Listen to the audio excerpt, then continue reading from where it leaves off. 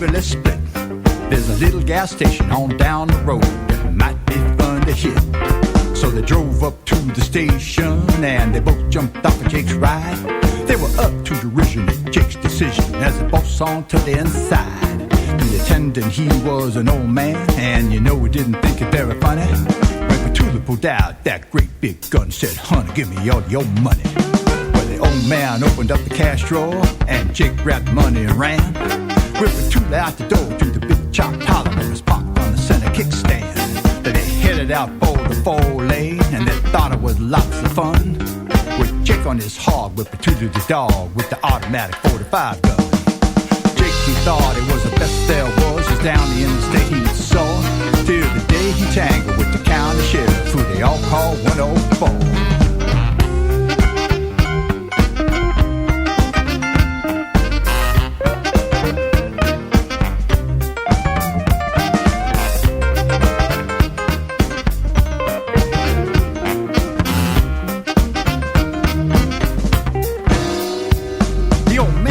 Think it very humorous, and you know he didn't like to get sassed, 'cause just You can advertise your business on Night Dreams Talk Radio, and you will be heard worldwide. Why not contact us at nightdreamstalkradio@gmail.com. If you would like to hear Night Dreams Talk Radio on your local radio station, let them know. Tell them to check out www.nightdreamstalkradio.com, and thank you. Night Dreams Talk Radio Network brings you the World Paranormal News with James Creechbaum. Now, the latest news. This is Night Dreams Talk Radio Network News, and I'm James Creechbaum. Well, a humanoid observed ascending into a UFO at Chicago's O'Hare International Airport. The witness goes on to say this: I saw this thing pass over me. It was completely silent, but it was also extremely bright. As it passed over, shafts of light were coming from this thing and going to the ground. It was moving very, very fast and then stopped right above the old cemetery that sits inside the airport. Then a brilliant blue light came from this thing toward the ground. It looked like someone was shining a super bright spotlight down from the sky toward the ground. He also goes on, he claimed that the object was egg-shaped, and he estimated that the object was about 40 feet in diameter and about 10 to 15 feet high. The witness claimed that the object was silent and was shooting rays of light toward the ground. He says he watched as it flew overhead and stopped above the Rest Haven Cemetery. He also goes on to say, I can tell you that it looked a lot like a person getting sucked up into this thing. This object then rotated in place, and within 3 seconds, this thing flew up toward the north and was gone within a second. Scientists are almost certain that Europa hosts life.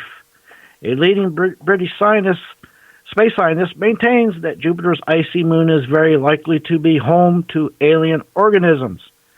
When it comes to seeking out signs of extraterrestrial life within our own solar system, no target has proven more tantalizing than Europa, a world thought to be home to one of the potentially habitable oceans of liquid water hidden deep beneath the thick, icy exterior shell.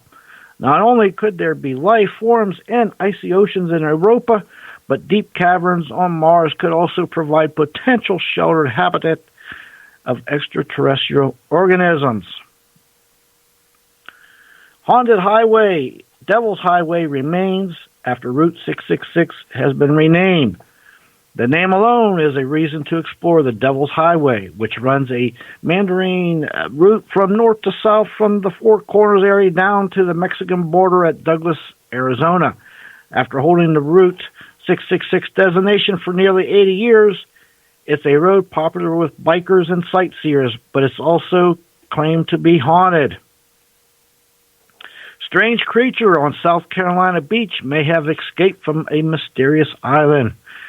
They call it Monkey Island, but no one is really sure what kind of mutant creatures actually live on this mysterious island off the coast of South Carolina, because visitors are banned by the federal government. The only inhabitants are rhesus monkeys that were experimented on by the National Institute of Allergy and Infectious Diseases. A woman walking her dog on a South Carolina beach recently stumbled upon the remains of a creature that defied her knowledge of known animal and her imagination. I honestly did not know what it was. It was the size of a small dog, but the structure of the whole thing suggests it's definitely not a dog. A UFO flying over the desert in Hot Springs, California on February 7th. The witness goes on to say, my wife is a bird watcher for decades. She spotted a string of lights that she first thought they were white pelicans.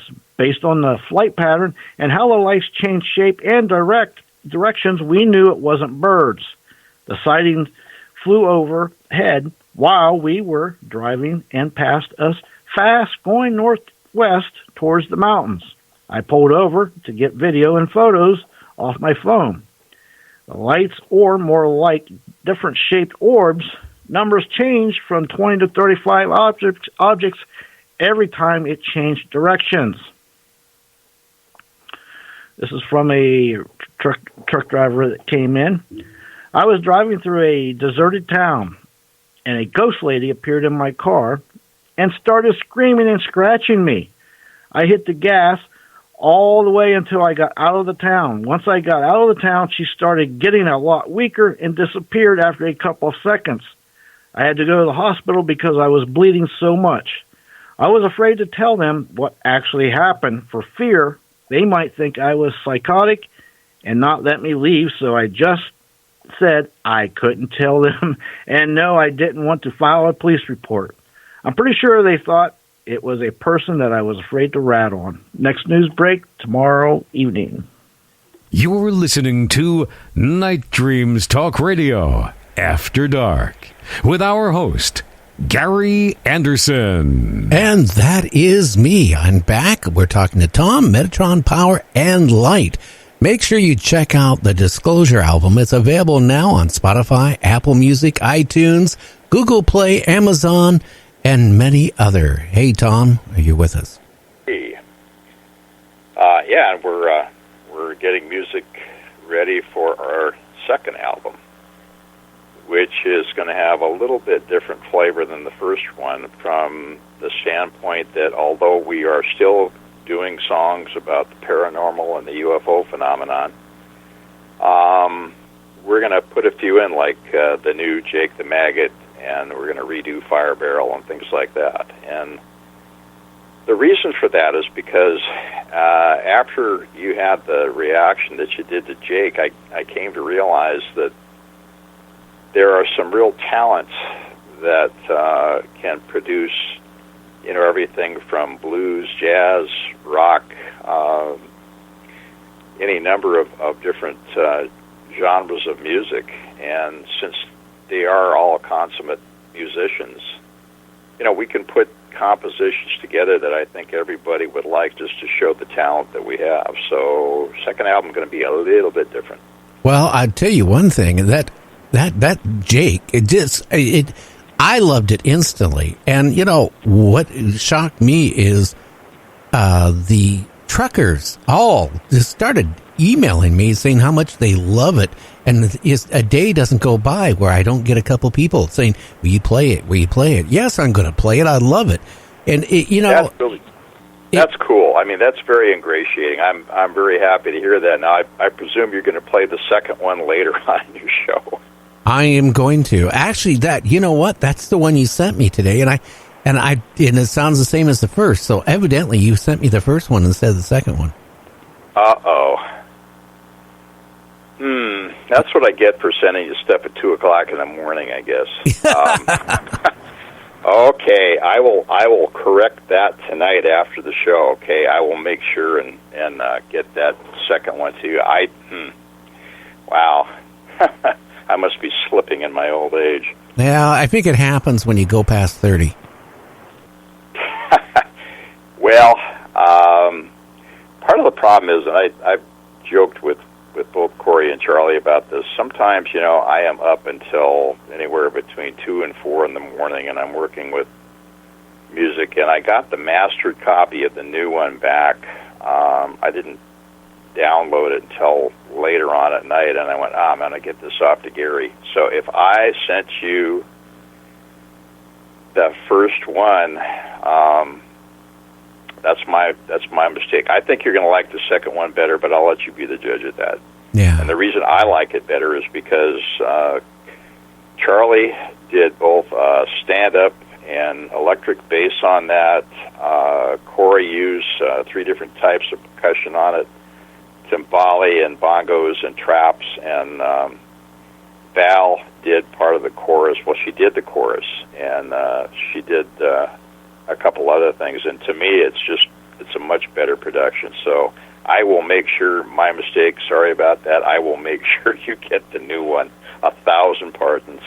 Oh, no problem. I do want to, before we went on the news break and stuff, I'm not a political show. We're a paranormal, conspiracy show, so I guess it kind of fits in. My concern right now is I don't want to see people being hurt in this country because of some bad moves that people made. And one is, if you start cutting people off that had disability, for example, and you either cut them off totally and say, go get a job when they might not be able, they have no safety net, they don't have no money to go out and, survive. And you all of a sudden just say, hey, in 30 days from now, you don't have any more funds coming in, or you get no medical paid. You don't get this. It makes me so mad when I hear about the wall, especially when a big section of it, the wind blew it over. How much more is going to fall over? Let alone it's already been... About last week, they discovered another tunnel that you could drive a Mack truck through. Yeah, that, or you can actually climb over the wall or cut through it with a cheap, cutting tool you can buy at one of the major hardware stores. It's crazy. But, instead of spending this money for this wall, we should be actually, thinking about people on Social Security. They don't even have enough money to live on Social Security, let alone if they have the people cut. And by even talking about pushing the age up to 70 years old before you can get the maximum amount, that is crazy, because you know what they're doing is like when you go to the casino, right? The odds are winning not very good. The older they keep pushing it, they figure, okay, well, the average man dies before 76 years old. So they're betting on, hey, well, we don't have to pay out these extra 10 years because the person's going to die. Look how much money we're saving. Once you die, that's it. That's gone. So the bad thing, Gary, is they act like it's their money. Yeah. Well, they didn't put into it all. Your money, and it's James' money, and it's my money, and, it's the taxpayers' money. And, this huge deficit that they've run up is not the average American's fault. It's deficit spending and the Federal Reserve, and I could go on, and I'm not going to do that. But you know what I'm saying. It's unfortunate because all of us are paying the price, especially if you're 55 or older. You're really going to pay the price. Well, maybe me and you will skate by this, okay? But how about the younger people that pay into it? Then all of a sudden they get to, I can retire at 67. And all of a sudden, no, you got to wait till you're 70. Then how long is it going to be before it's 72? Okay? Well, I think they're going to keep up in the ante, you're right. And it's unfortunate. And I think that people don't realize what a house of cards we're really living in right now financially, because all it's going to take is, for all this fiat currency that and all these unfunded mandates to have this whole thing collapse. It won't take very much. And the problem is it's global. It's not just in the United States, it's all over the world. Well, we're facing a crisis, and a lot of people are totally unconscious or unaware of it. I will say this. If China tomorrow decided, you know what, I'm going to start cashing in on all these bonds that they've been holding, you would see a collapse of our financial system worldwide almost instantly. Or the housing. They're holding, Gary, between 2 and 3 trillion. Yeah. Scary. That's a lot of bonds. But I don't. You know what?